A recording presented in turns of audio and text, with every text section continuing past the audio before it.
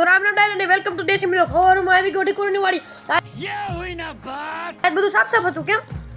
લોટામીટર મારી દીધું હતું કારણ કે આપણે વાવવાનું છે લહણ.